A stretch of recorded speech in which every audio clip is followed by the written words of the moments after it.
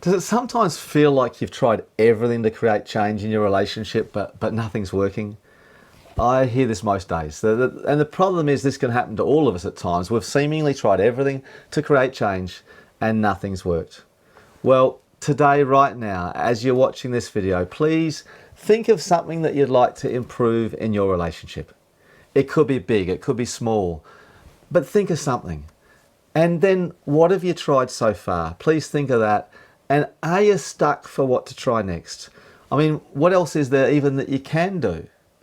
In today's video, I want to address this question. What else can you do when you seem to have done it all? Because there is one possible solution that we often overlook. My name's Simon Dadley-Moore. I'm a conflict and communication coach and a family mediator. And this channel is the place for you to level up your relationship. This is the 10th video on the channel. And for those of you who have joined me on the journey since the beginning, thank you. I really appreciate you. For those that have joined in later and have caught up on the videos, I'm so grateful to have you here. And if this is your first video, welcome. Welcome to what is now a growing community of people and relationships that are choosing to put the time aside each week to consciously focus on one of the most important areas of their lives. This is one of the most important areas of all our lives, and that is to focus on our intimate relationships in and amongst the demands and the distractions of our massively busy lives. I hope you're having fun. I hope you're being challenged. I hope you're leveling up. As always, send me questions, send me stories. If you haven't got any questions or stories, just send me a hello. Stick me a hello in the comments down below. It's great to know you're there. This channel is here to stay. So stay with me on the journey. Get your friends to join in. Let's all level up.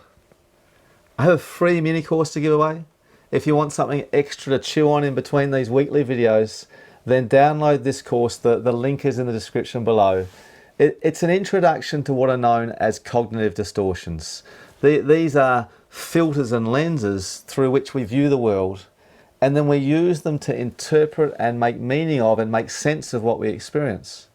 Now, these distortions, they lie to us, and they trick us into believing things about ourselves, about our partners, about the world around us that just aren't true. We all have them.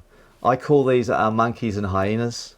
They're hidden away in our blind spots, and unless we know they're there, we can't do anything about them. So this course will help you uncover the distortions that affect you the most and help you minimize their impact on your life.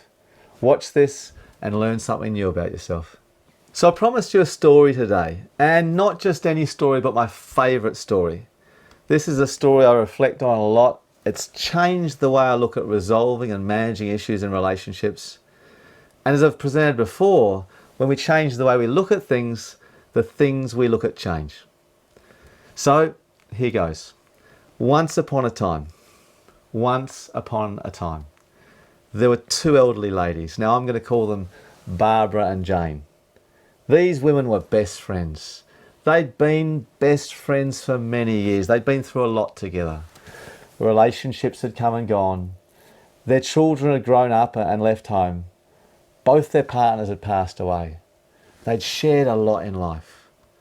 And they meet every Wednesday. Every week they meet up for a cup of tea and a laugh and smiles and to catch up on their stories. And the week of this story, Barbara shared with Jane her experience at their local bakery. And Barbara said, "Jane, did you go to the bakery this week? Because it's changed hands and it's got a new owner. And it was horrible. It was a horrible experience. The owner was so rude to me. He didn't even look at me. He threw my bread on the counter. He grunted the price at me.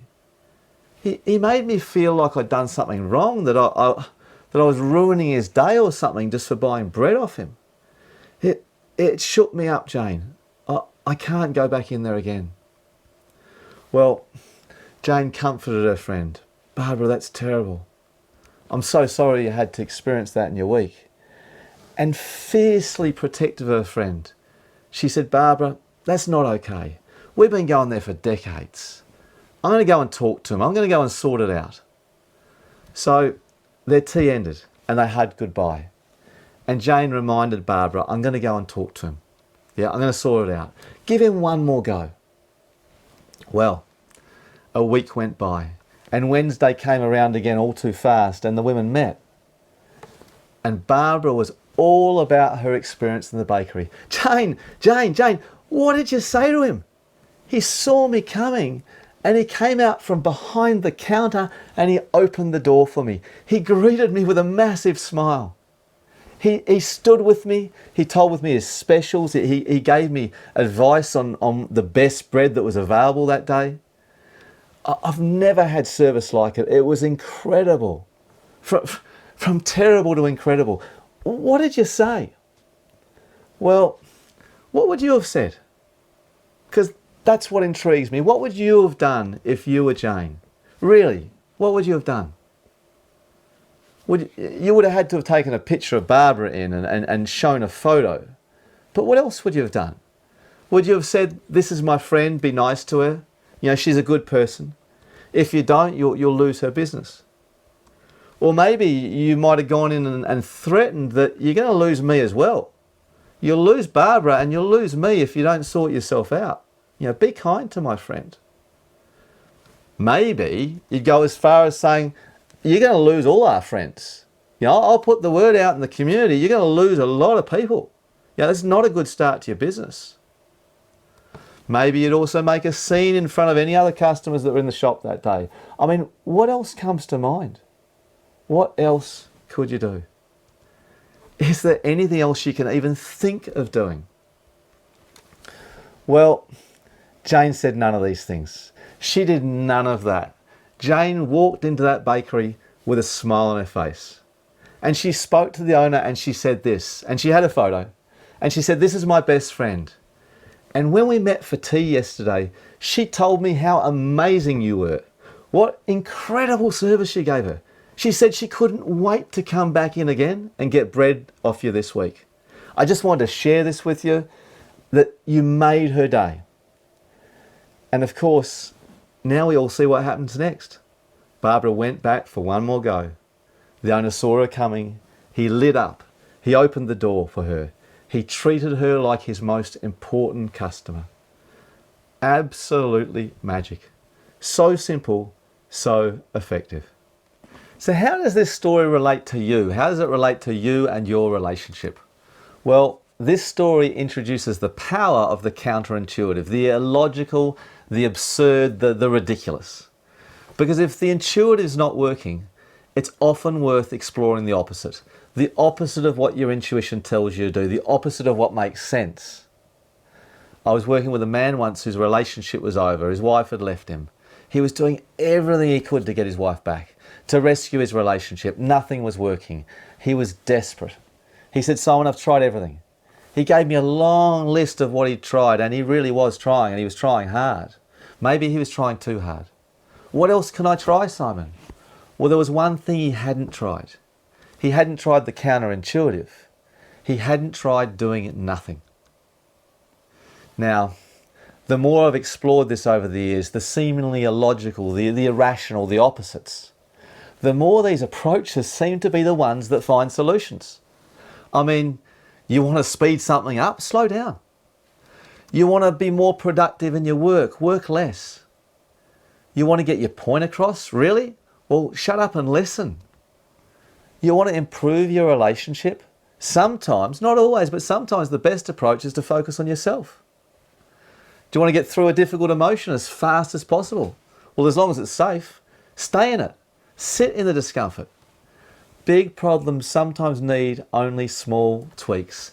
These are all examples of the counterintuitive. Now, big problems, small problems, doesn't matter. One example, years ago, I was going through a period where I wanted more hugs.